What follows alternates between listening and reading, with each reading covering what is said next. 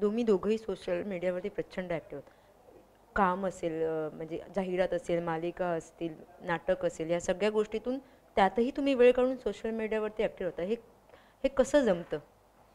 कंटाळा येत नाही का त्या गोष्टीचा, की आता खूप दमलोय, आता एवढे शूट्सवरती शूट्स असतात किंवा शेड्यूल्स असतात आपल्या, फर्स्ट शिफ्ट, सेकंड शिफ्ट?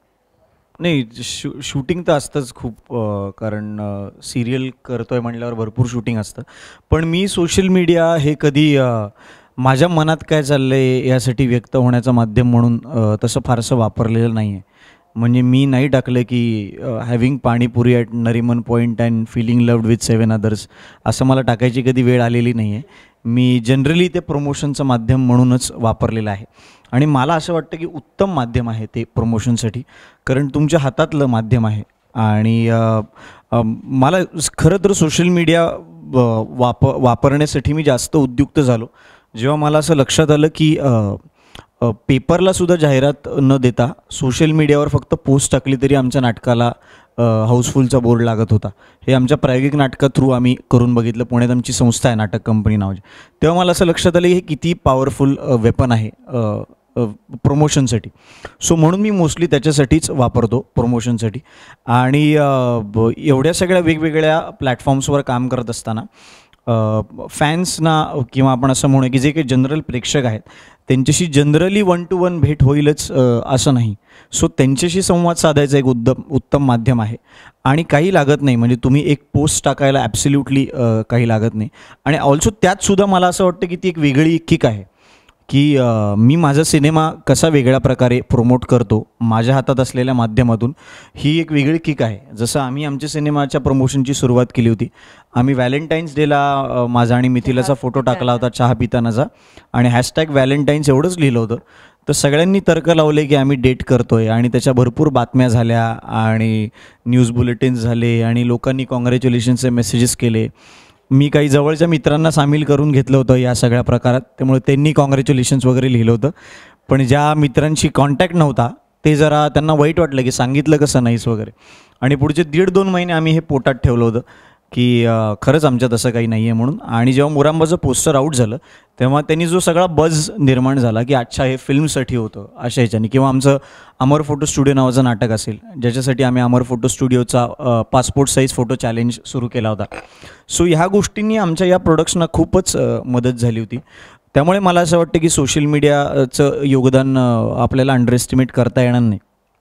फिल्म्सबाबत असं म्हणलं जातं की सोशल मीडिया हे खूपच दिशाभूल करणार आहे. आपल्याला असं वाटतं सोशल मीडियावर की सिनेमाची आपल्या खूप चर्चा आहे, बज निर्माण होतो, पण ते बॉक्स ऑफिसवर कन्वर्ट होत नाही.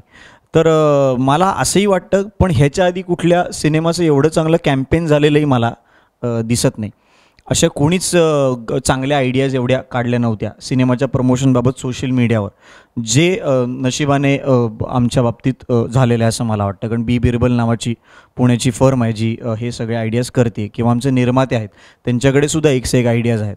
सो मला असं वाटतं की जर झालं वर्क तर मग बघायला हरकत नाही की खरंच सोशल मीडियाचं बॉक्स ऑफिसवर कन्व्हर्जन होतं की नाही.